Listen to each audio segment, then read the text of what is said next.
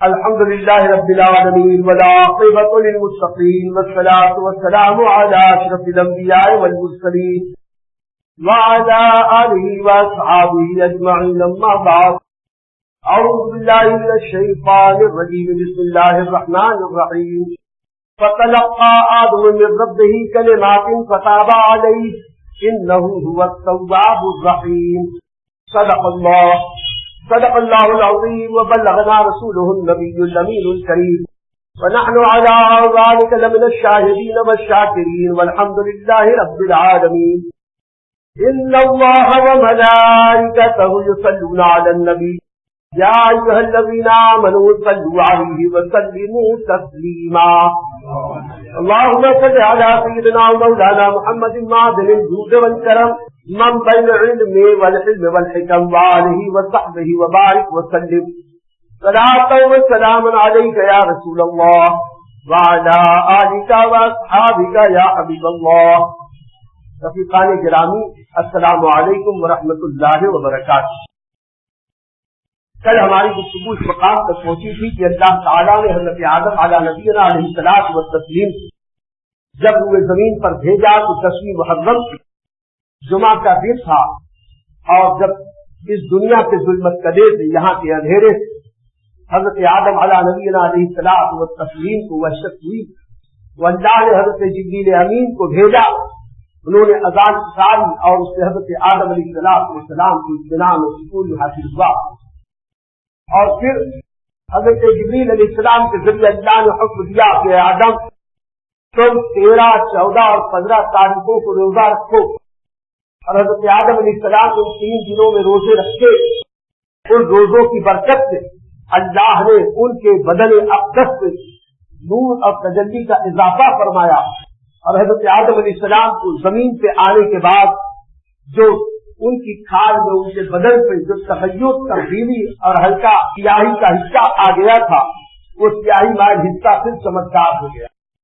اس کے بعد بعض روایتوں کے مطابق تقریباً 300 سال تک کم و بیش حضرت آدم علیہ السلام اس روئے زمین پر تنہا اور اکیلے رہے. حضرت آدم علیہ السلام یہاں سے چلے اور پیدل چلتے چلتے تقریباً 250 سے 300 سال کا عرصہ گزرا کہ جس میں حضرت آدم علیہ السلام اپنی بیوی حضرت حوا کو تلاش کرتے رہے.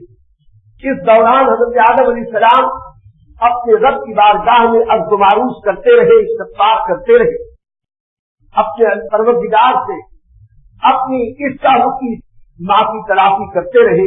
بہت روز تفسیر عزیزی میں شاہ عبدالعزیز محدث دہلوی فرماتے ہیں کہ اللہ تعالیٰ نے جب حضرت آدم کو روئے زمین پر بھیجا تو حضرت آدم علیہ السلام جب وہاں سے چلے تو وہاں سے کچھ تبرکات لے کے چلے.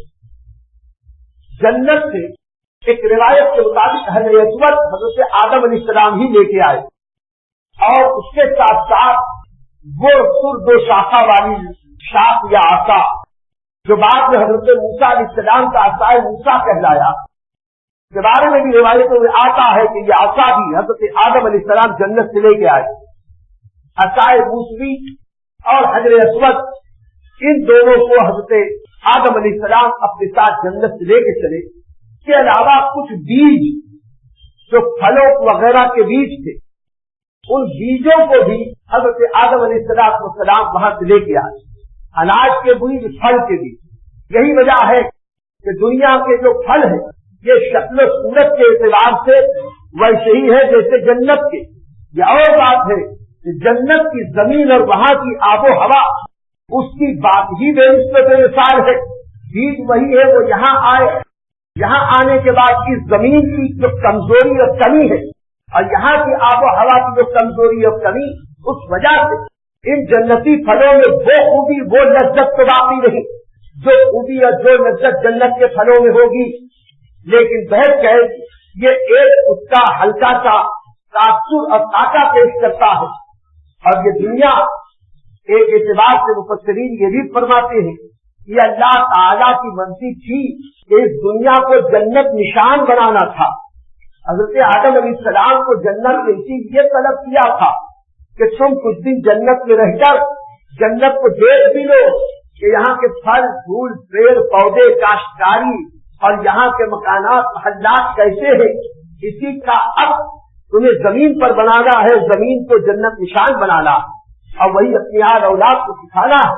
तो अल्लाह की मशीयत थी, इसलिए भी जन्नत में हजरत आदम अलैहिस्सलाम को अल्लाह ने तलब करवाया था। और फिर जब जन्नत से आए हजरत आदम अलैहिस्सलाम तो कुछ बीज वगैरह लेके आए। शाह अब्दुल अजीज मुहद्दिस दहलवी फरमाते हैं कि सही रिवायतों से ये भी पता चलता है कि कुछ लोहे के औजार भी हजरत आदम अलैहिस्सलाम लेके आए थे। उनमें पकड़ जैसा कोई एक औजार था, हथौड़े जैसा कोई एक औजार था, ऐरन नाम का कोई एक औजार था। ये भी अल्लाह ताला की तरफ से हजरत आदम अलैहिस्सलाम जन्नत से लेके आए। और उसके साथ साथ वो पत्ते थे जो हजरत आदम ने अपने बदन पर सतरपोशी के लिए लगाए। जब उसके बाद यहाँ आए तो शुरू के कुछ दिन तक तो इसी में रह गए। हजरत अली सल्लल्लाहु अलैहि वसल्लम रिवायत फरमाते हैं कि हजरत आदम अलैहिस्सलाम के बदन पर जो पत्ते थे, ये जन्नत के पत्ते, जब ये पत्ते हवा में उड़े और बाद में उड़ के जिन जिन दरख्तों या बीजों पर लगे, अल्लाह ने उन जन्नती पत्तों की बरकत से इन दरख्तों में, इन बीजों में खुशबू पैदा फरमा दी।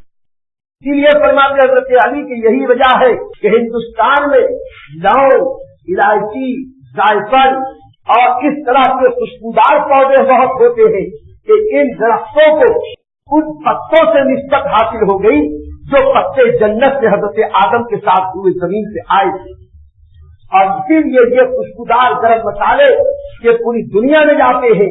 अब पूरी दुनिया में गरम मसालों वगैरह की मंडी हमारा यही मुल्क हिंदुस्तान वगैरह है कि इसी इलाके से ये खुशबूदार चीजें पूरी दुनिया में भेजी जाती हैं। कैफ हजरत मौला अली करमल्लाहु वजहुल करीम ने ये रिवायत की।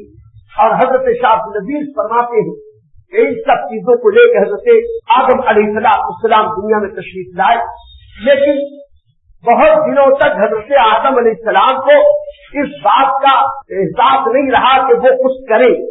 इसलिए कि जो शर्मिंदगी, जो नदामत, आंखों से आंसू और अल्लाह रब्बुल इज्जत को राजी करने के लिए हजरत आदम अलैहिस्सलाम के दिलों की जो जज्बात और एहसास थे, उसका नतीजा ये था कि जब तक रब की तरफ से तौबा की कबूलियत का फरमान जारी नहीं हो गया, उस वक्त तक हजरत आदम अलैहिस्सलाम ने शर्म के मारा आसमान की तरफ निगाह उठा के नहीं देखा। आप गौर फरमाएं, अल्लाह ताला नबियों को बेखता बनाता है, मासूम बनाता है, तो अल्लाह की मशीयत की ये काम होना था हुआ। लेकिन उसके बावजूद हजरत आदम अलैहिस्सलाम से अल्लाह रब्बुल इज्जत से इतनी खैरत फरमाई कि जब तक तौबा की कबूलियत का फरमान जारी नहीं हो गया, हजरत आदम अलैहिस्सलाम ने अपना सर आसमान की तरफ नहीं किया। उन्हें शर्म आती थी कि क्या मुंह में दिखाऊं, हालांकि अल्लाह ऊपर है, नीचे दाएं बाएं ऐसा तो नहीं है।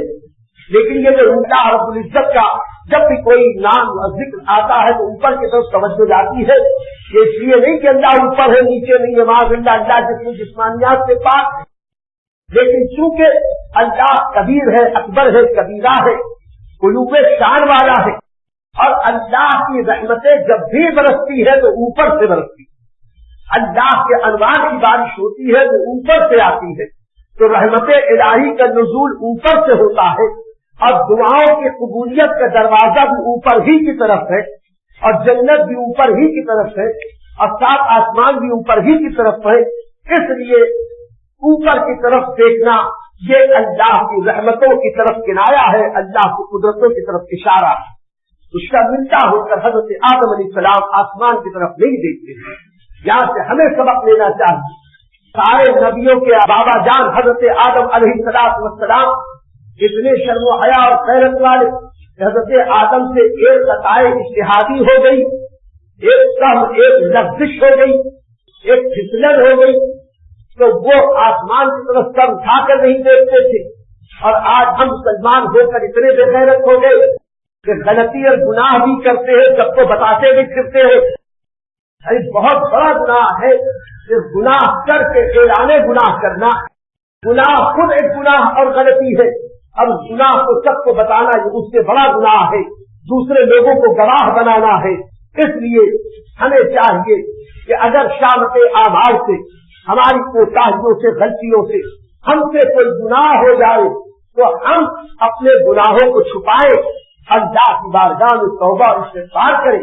یہ نہیں کہ کوئی گناہ اور غلطی کر دی تو چلو سب کو بتاتے پھر رہے ہیں. 250 سال سے زیادہ یا کم و بیش 300 سال تک حضرت آدم علیہ السلام روتے رہے. انہیں روایتوں میں یہ بھی ملتا ہے کہ حضرت آدم علیہ السلام چونکہ سری لنکا کی طرف آئے اور وہیں سے نکلے تھے اور شروع میں حضرت آدم علیہ السلام روتے رہے. تو خزائن العرفان میں اور تفسیر نعیمی وغیرہ دیگر تفاسیر میں بعض مفسرین نے لکھا کہ اس علاقے کے سمندر میں موتی بہت زیادہ. یہ موتیوں کی کثرت کیوں ہے تو فرماتے ہیں کہ سب سے عمدہ سب سے اچھا موتی جو اس طرح کے سمندر میں ہے اس کی وجہ یہی ہے کہ حضرت آدم علیہ السلام بے تحاشا روئے، بہت روئے تھے. میرے دوستوں، جن انسانوں نے دنیا میں بہت آنسو بہائے ہیں ان میں سب سے زیادہ آنسو بہانے والی ذات حضرت آدم علیہ السلام تھی. اس کے بعد جن لوگوں نے بہت رویا ہے ان میں ایک ذات حضرت یعقوب علیہ السلام کی ہے کہ جنہوں نے اپنے فرزند بالبن حضرت یوسف علیہ السلام کی جدائی کے بعد 32 سال تک روئے تھے اور اپنے بیٹے کے غم میں اتنا روئے تھے کہ ان کی آنکھوں کی بینائی ختم ہو گئی تھی. اللہ قرآن میں فرماتا ہے کہ اور یعقوب کی روتے روتے آنکھیں سفید ہو گئی، یعنی بینائی ظاہر ہو گئی. اور بات ہے کہ اللہ نے بعد میں ان کی بینائی پھر واپس لوٹا دی، لیکن بہت روئی. تیسرے حضرت امام زین العابدین رضی اللہ تعالی واقع کربلا کے بعد جب تک زندہ رہے کبھی ایسا نہ ہوا کہ پانی پینے کے لیے گلاس ہاتھ میں لیا ہو اور آنکھوں میں ان کے آنسو نہ آیا ہو. کبھی ایسا نہ ہوا کہ کھانا سامنے آیا ہو، ایک لقمہ دیا ہو ہاتھ میں لقمہ اٹھاتے تھے اور آنکھوں میں آنسو آ جاتے تھے. کربلا والوں کی بھوک اور پیاس یاد آتی تھی. قوت لانمود کے لیے ایک دو لقمے کھا لیتے تھے اور اپنے پاس سے ہٹا دیتے. یہ 3 افراد انسانوں میں بہت زیادہ کثرت سے رونے والے مشہور ہیں. ایسے ہی حضرت یحییٰ علیہ السلام یہ بھی بہت مشہور ہے کہ اللہ کے خوف سے رونے والے. اللہ کا خوف حضرت یحییٰ علیہ السلام میں بہت تھا. انشاءاللہ جب حضرت یحییٰ کا ذکر خیر ہوگا اس وقت ہم ان کے خوف کے واقعات بتائیں گے تو پتا چلے گا کہ اللہ کا خوف اللہ کے محبوب نبی حضرت یحییٰ علیہ السلام میں کتنا زیادہ تھا. بہرحال یہ وہ لوگ ہیں جو روتے تھے. یہ رونا ان کی ترقی درجات کا سبب تھا. حضرت آدم علیہ السلام اللہ کی رحمت طلب کرنے کے لیے رو رہے تھے. حضرت آدم علیہ السلام اپنے کیے پر پچھتاتے ہوئے رو رہے تھے، شرمندگی کے آنسو تھے. حضرت یعقوب علیہ السلام اگر رو رہے تھے تو یہ مت سمجھنا کہ بیٹے کے لیے رو رہے تھے، نہیں. حضرت یوسف کے چہرے میں حضرت یعقوب علیہ السلام کو اللہ کا جلوہ دکھائی دیتا تھا. حضرت یوسف کے دیدار میں اللہ کا نور میں دکھائی دیتا تھا اور یہ اللہ کا نور دکھائی دینا بند ہو گیا تو نور الہی تجلیات الہی کی دوری کی وجہ سے حضرت یعقوب علیہ السلام 32 سال تک روتے رہے، یعنی یاد مولا ہی میں وہ رو رہے تھے. ایسے ہی حضرت یحییٰ علیہ السلام اللہ کے خوف سے روتے تھے اور حضرت امام زین العابدین بھی اللہ والوں کے یاد میں رو رہے تھے، یعنی امام حسین کو یاد کر کر کے اور کربلا والوں کو یاد کر کر کے روتے تھے. اللہ کا خوف دل میں تھا. اور اس طریقے سے ان رونے والوں نے بتایا کہ اپنی غریبی پہ رونا کوئی کمال نہیں ہے، اپنے دکھ پر رونا کوئی حیثیت نہیں رکھتا، اپنی تکلیف پر رونے کی کوئی ضرورت نہیں ہے. رونا ہے تو اللہ کی محبت میں رو، رونا ہے تو اللہ کے خوف سے رو، اور یہ آنسو ہمارے ترقی درجات کا ذریعہ اور سبب بنتے. بہرحال حضرت آدم علیہ السلام روتے رہے. روایتوں میں آیا کہ حضرت آدم علیہ السلام نے جو بیج وغیرہ لائے تو وہ ایسے ہی پڑے تھے، انہیں اس کی فکر نہ تھی. وہ اپنے مولا کو راضی کرنے میں لگے تھے، اسی میں برسے ہوئے تو وہ بیج اور وہ سامان لائے تو وہ اسی طرح پڑا ہوا تھا. یہ ابلیس آیا اور اس نے حضرت آدم علیہ السلام کی بے توجہی کا فائدہ اٹھاتے ہوئے کچھ بیجوں کو ہاتھ لگا دیا. مفسرین فرماتے ہیں کہ جن جن بیجوں کو ابلیس کا ہاتھ لگ گیا ان بیجوں میں جو درخت اور پھل پیدا ہوئے ان میں کڑواہٹ پیدا ہو گئی. ان میں زہر پیدا ہو گیا، ان میں تلخی پیدا ہو گئی، ان میں خرابی پیدا ہو گئی، اور جو بھی اس کے دست برد سے بچے رہ گئے ان میں جنتی پھلوں کے اثرات آئے، اور ان پھلوں میں اللہ تعالیٰ نے شفائی اثرات پیدا فرما دیے کہ بہت ساری بیماریوں میں ان پھلوں کا جب استعمال کرتے ہیں اس کی برکت سے اس کے سپے اللہ بیماریوں کو دور فرما دیتا ہے۔ ایسے ہی حضرت آدم علیہ السلام روتے رہے 300 سال کم و بیش ہوئے، تب جا کے حضرت آدم علیہ السلام سے اللہ رب العزت کی مشیت کے مطابق وہ کلمات زبان سے ادا ہوئے کہ جس کے ذریعے اللہ تعالیٰ نے ان کو توبہ سے قبول کرنے کا اعلان کیا۔ اگرچہ توبہ ہو سکتا ہے کہ جنت ہی نے قبول کر لیا ہو، لیکن اعلان توبہ اللہ تعالیٰ نے اس وقت کیا جب حضرت آدم علیہ السلام کو زمین پر آ کے تقریباً 300 سال ہو گئے۔ توبہ کے قبول کرنے کا ذکر اللہ نے قرآن میں یوں ارشاد فرمایا، فَتَلَقَّىٰ آدَمُ مِن رَّبِّهِ كَلِمَاتٍ فَتَابَ عَلَيْهِ إِنَّهُ هُوَ التَّوَّابُ الرَّحِيمُ۔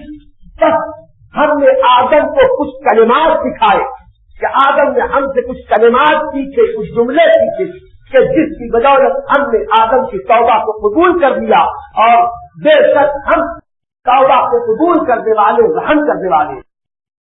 تو اللہ تعالیٰ نے حضرت آدم علیہ السلام کے بارے میں اعلان کیا کہ آدم نے اللہ سے کچھ کلمات سیکھے۔ وہ کلمات کیا تھے قرآن میں صراحت نہیں ہے، لیکن جب مفسرین کی تفسیر پڑھتے ہیں تو اس میں کچھ اشارے ملتے ہیں، 4 روایتیں ملتی ہیں۔ حضرت عبداللہ ابن مسعود رضی اللہ تعالیٰ فرماتے ہیں اسی آیت کریمہ کی تفسیر میں کہ اللہ تعالیٰ نے حضرت آدم علیہ السلام کو یہ جملہ سکھایا، ربنا ظلمنا انفسنا وان لم تغفر لنا وترحمنا لنكونن من الخاسرین۔ اور جب ان الفاظ کے ساتھ اللہ کی بارگاہ میں حضرت آدم علیہ السلام نے دعا کی، اے اللہ ہم نے اپنی جانوں پر ظلم کر لیا ہے اور ہم اس سے مغفرت طلب کرتے ہیں، اے اللہ اگر تو ہم پر رحم نہ فرمائے تو ہم حد سے گزرنے والوں میں ہو جائیں گے، ہم خسارے والوں میں ہو جائیں گے، ہم نقصان اٹھانے والوں میں ہو جائیں گے۔ جب ان الفاظ سے حضرت آدم علیہ السلام نے رب کی بارگاہ میں دعا کی تو اللہ رب العزت نے ان کی توبہ کو قبول فرما دیا۔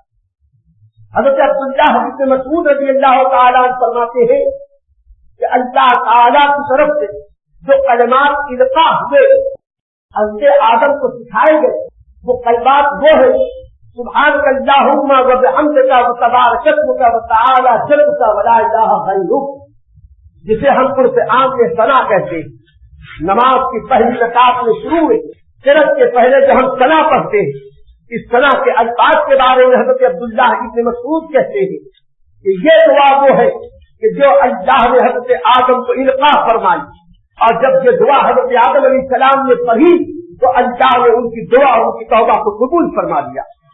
الحمدللہ ہم جب آج نمازیں پڑھتے ہیں تو نماز کی ابتدا میں ہم اللہ کی ثنا پڑھتے ہیں، تو ہمیں بھی یقین کرنا چاہیے کہ اس ثنا کی برکت سے اللہ ہماری نمازوں کو بھی قبول فرما لے گا اور ہماری دعاؤں کو بھی قبول فرما لے گا۔ اور بھی کچھ روایتوں میں آیا کہ یہ دعائیں ہیں کہ ان دعاؤں کے مانگنے سے، ان کلمات کے مانگنے سے اللہ تعالیٰ نے حضرت آدم کی توبہ قبول کی۔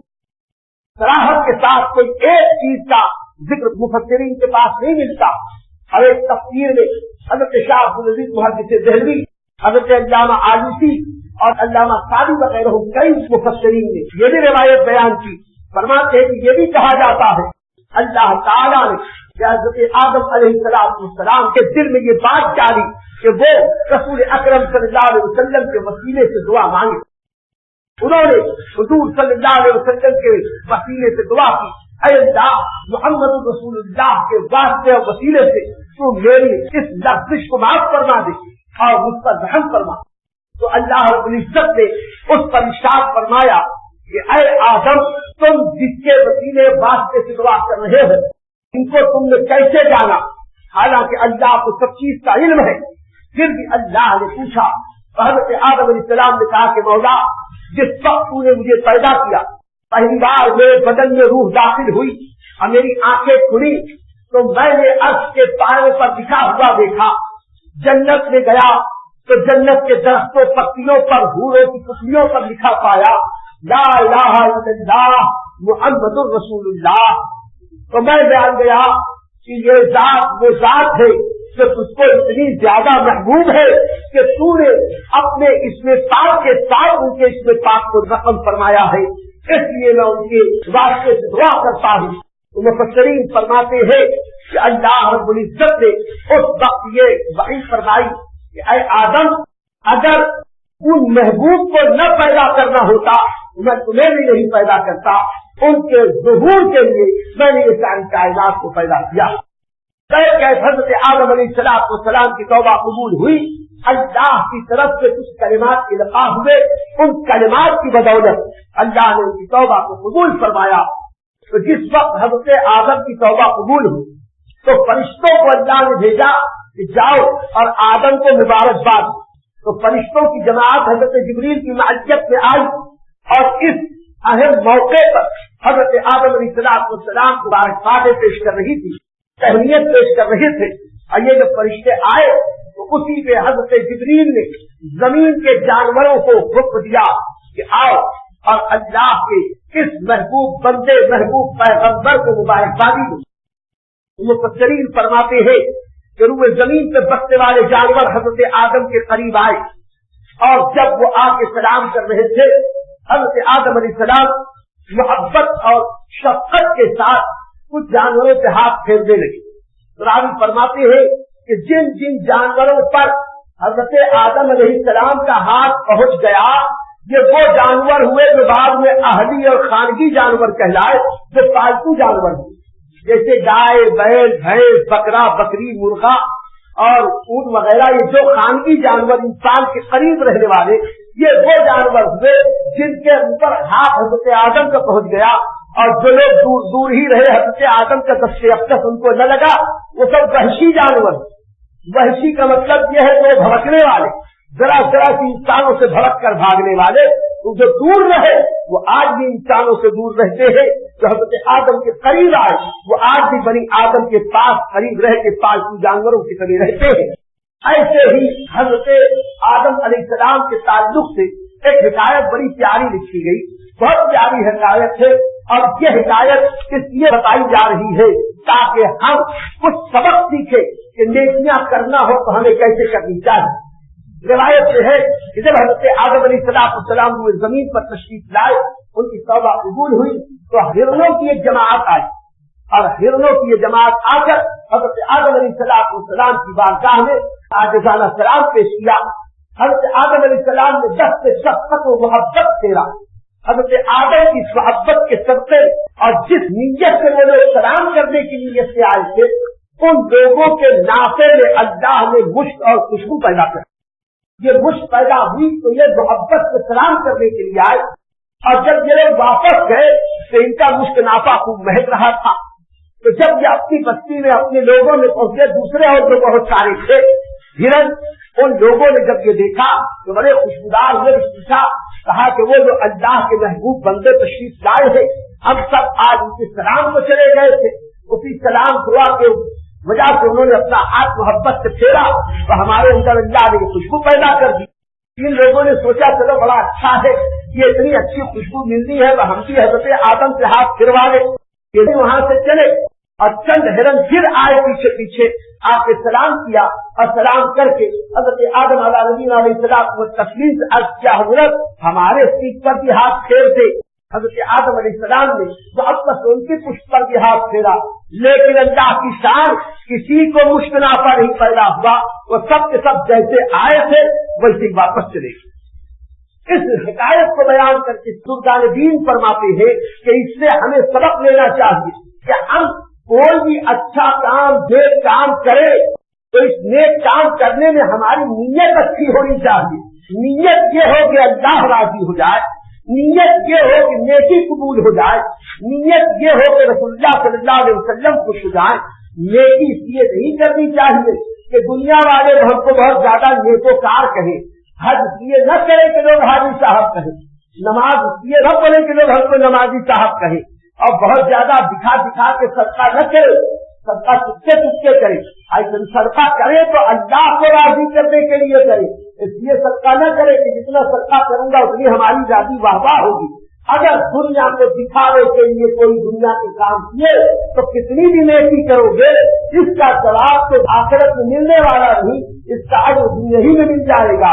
میدان محشر میں بہت سارے لوگ آئیں گے اور اپنے اپنے اعمال لے کے آئیں گے، بہت ساری نمازیں، بہت سارے روزے، بہت سارے حج، صدقات و خیرات۔ اللہ تعالیٰ جب ان کا نام اعمال کھولے گا تو پورا چوپڑا صاف ہوگا، بیاض صاف ہوگی، وہ عرض کریں گے مولا ہم تو نے اتنی نمازیں پڑھی، ہم نے اتنے روزے رکھے، اتنا روپیہ خیرات کیا، اتنی مسجدیں بنائی۔ اللہ ارشاد فرمائے گا تم نے یہ سب دنیا میں عزت کمانے کے لیے کیا تھا، ہم نے دنیا میں عزت دے دی، تم نے دنیا میں شہرت کمانے کے لیے یہ نیکیاں کی تھی، ہم نے دنیا میں تمہیں شہرت دے دی، تم نے دنیا میں جس مقصد کے لیے کیا تھا اس مقصد کو ہم نے دنیا میں دے دیا، عالم آخرت میں اس کا اجر نہ ملے گا، عالم آخرت میں اسی نیکی کا اجر ملے گا جو نیکی خالص اللہ کے لیے کی گئی ہوگی، جو اللہ کو راضی کرنے کے لیے نیک کام کیا جاتا ہے وہی اللہ تعالیٰ قبول فرماتا ہے۔ تو بہرحال حضرت آدم علیہ السلام کو اللہ رب العزت نے حضرت جبریل کے ذریعے یہ پیغام پہنچایا کہ ہم نے تم سے راضی ہو کر اجازت دے دی کہ اب تم آگے بڑھو اور اپنی زوجہ حضرت حوا رضی اللہ تعالیٰ عنہا سے ملاقات کرو۔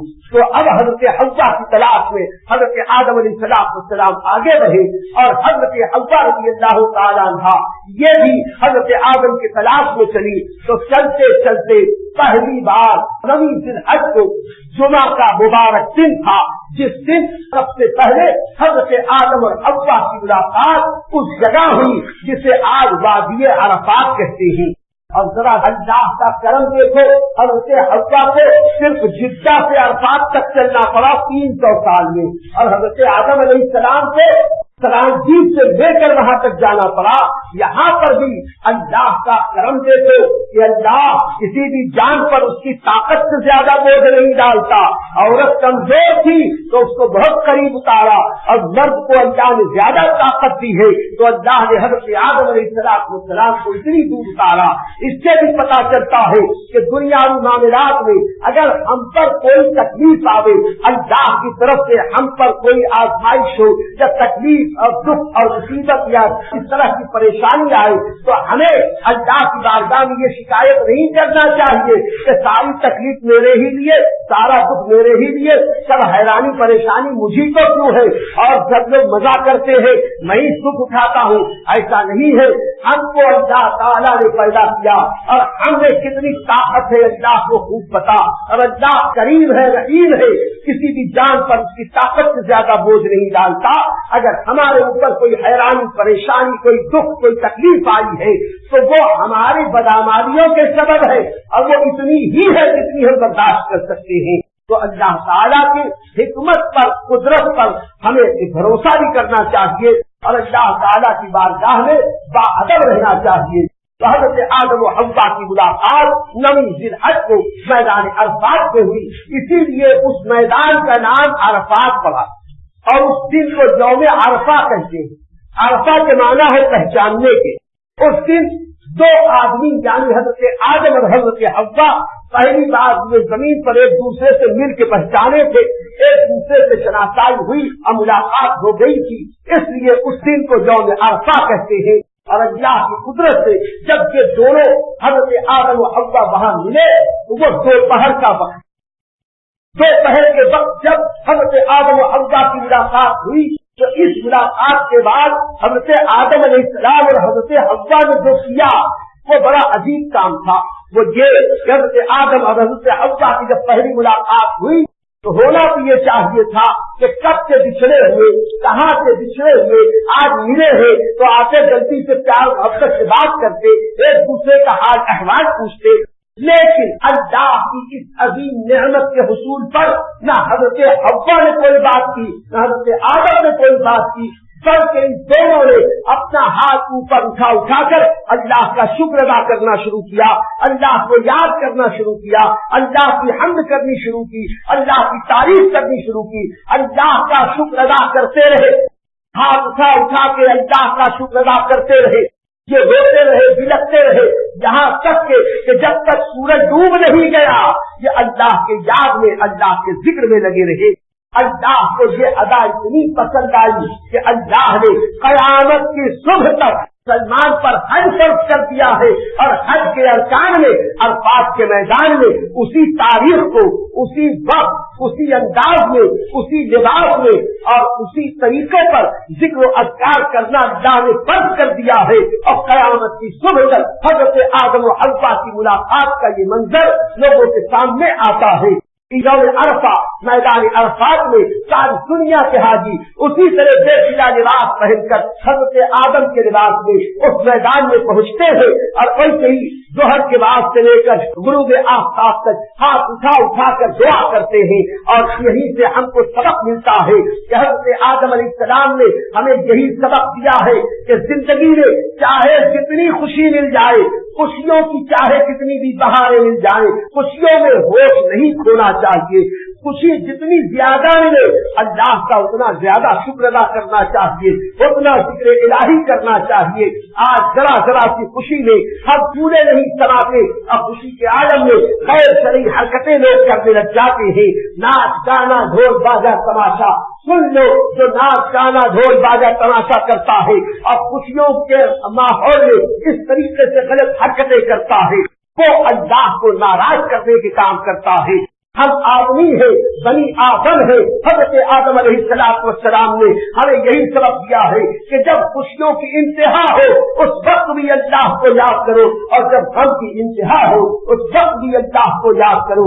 اس لیے کہ یہی ذکر الہی ہے جو دلوں کے چین کا سبب بنتی ہے. اللہ تعالیٰ ہمیں اپنا ذکر کرنے والی زبان عطا فرمائے اور شکر گزار دل عطا فرمائے قناعت کرنے والی طبیعت عطا فرمائے اور ہمیں سنت مصطفیٰ صلی اللہ علیہ وسلم پر چلنے کی توفیق عطا فرمائے. وآخر دعوانا ان الحمد للہ رب العالمین.